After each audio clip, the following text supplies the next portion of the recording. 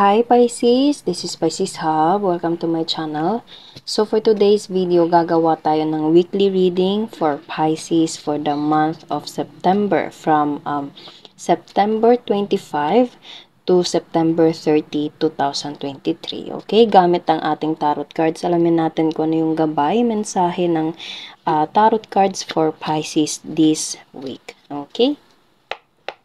Reminder lang po Pisces na ito ay general reading. So, pwede mag-resonate, pwede pong hindi. Okay? And this is a non-gender specific. So, kahit anong gender man ang nanonood ngayon, babae, lalaki, or LGBT man, as long as mag-resonate, take nyo lang po. Okay?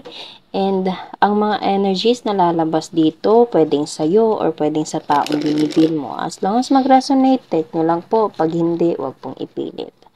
Okay, so shuffle muna natin ang ating tarot cards and alamin natin kung ano yung magiging mensahe, advices, gabay ng tarot cards for Pisces. Okay, so ano po ang mensahe niyo po for Pisces? Merong nag-flip dito, 3 of Cups and 6 of Swords. Pwede nyo dealing with another water sign, Pisces. Pisces, Cancer, Scorpio, and air sign, Gemini, Libra, Aquarius.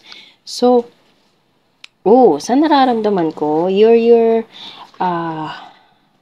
pwedeng traveling somewhere, pwedeng palayo sa 3 of Cups na to, pwedeng palayo sa mga taong nakapaligid sa'yo, okay? It's either meron kang pinutol na connection or pwedeng meron kang opportunities na darating and kailangan mong pumunta doon, okay? Pwedeng magse-celebrate kayo, kumbaga parang despedida siya, okay? Or pwedeng isa ka sa invite and merong tao na pwedeng magta-travel siya, okay? Or pwedeng ikaw, Pisces. It's either parang opportunity, career man to, or pwede ding connection ng mga taong ganito. Pwede meron ka mga taong malapit sa buhay mo na parang pinutol mo yung connection, parang tumalikod, okay? Ayaw mo nang ma-involve sa kanila, pwede din ganon, okay? So, take nyo lang po kung saan mag-resonate, Pisces. So, pwedeng you're dealing with a lot of people. Pwedeng ito ay tatlong tao. Pwedeng group of friends kayo. Okay? Or pwedeng taong sobrang lapit sa buhay mo. And pwedeng you're dealing with an Aquarius sign, Pisces. Yes, sa nararamdaman ko, pwedeng there's an opportunity. Pwedeng sa trabaho, pwedeng sa love life, or pwedeng sa pag-e-eskwela. Okay? So, there's a celebration na mangyayari. As I said kanina, parang despedida, the celebration na parang sa wakas nagawa mo na and pupunta ka na dun. Okay? Pupunta ka na sa lugar na kung saan pinangarap mo. Okay?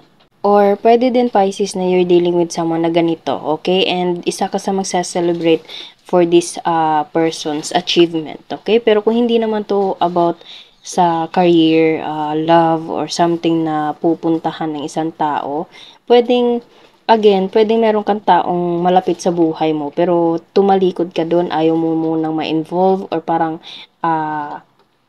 binigyan mo ng distansya itong sarili mo sa mga taong to, okay? And you're more focused on your goals, on your progress in life. Mas mag-focus ka sa mga bagay na importante kaysa sa ganito, okay? Bigla ko naisip yung word na bisyo, okay? So, pwedeng merong ganito, pwedeng meron kang barkada na mahilig uminom, merong mga bisyo, okay? And parang bagong buhay, okay? Parang tinatry mong tumalikod and mag-focus sa mga bagay na importante or mas nakakabuti sa'yo. Okay? So, take nyo lang po again, Pisces, kung mag-resonate. Okay? So, merong nag-flip dito, dalawa. 2 of Pentacles and 4 of Wands. Yes, there's an involved of opportunity right here. Pwede meron kang pagpipilian. And kung ano man yung pinili mo, Pisces, meron yung consequences. Meron tayo ditong 2 of Pentacles. There's an two of coins dito, and yung coin na to is merong consequences kung kanino mo man or ano alin itong pipiliin mo, which one, okay? Nakikita nyo itong coin na nandito, meron siyang consequences na malaking barko, okay? Pwede malaking opportunity, magandang trabaho, magandang buhay, okay? Magandang sitwasyon sa buhay, and meron ditong maliit na meron din siyang consequences na maliit na bangka, okay? So pwedeng kahit ano man yung piliin mo, you will be happy, okay? Pwedeng kailangan mong mas pagtuunan ng pansin, bigyan ng importansya, magbigay ng focus na kung ano man tong pinili mo, Pisces, para matupad and maging ganito. Four of Wands. Happy family.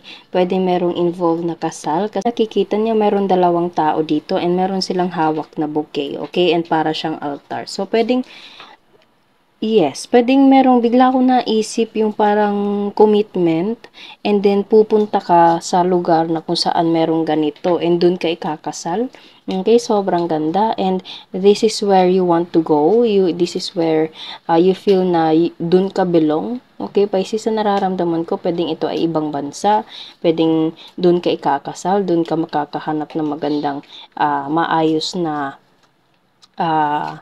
parang next relationship, okay? Kung love man to, pero kung opportunity, career, doon mo mahahanap yung sarili mo na kung saan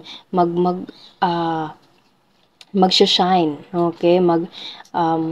Ma-achieve lahat ng mga bagay na ikakasaya mo. 11-11, okay? Pwedeng nakakakita ka ng angel number, Pisces, especially 11-11, okay? Pero kung hindi naman to, again, yung mga career, love, situation na tungkol sa'yo, pwedeng merong tumalikod. Again, pwedeng merong tinalikuran na barkada and mas pinili mo yung mas nakakabuti sa'yo, okay? Pero you have to make a choice. You have to make a choice at piliin mo kung saan ka mas makakabuti, kung saan gusto yung puso at isip mo. Okay? Piliin mo yung mas makakatulong sa'yo para maging maayos, para maging maganda yung buhay and ma-achieve itong Four of Wands na to, Pisces. Okay?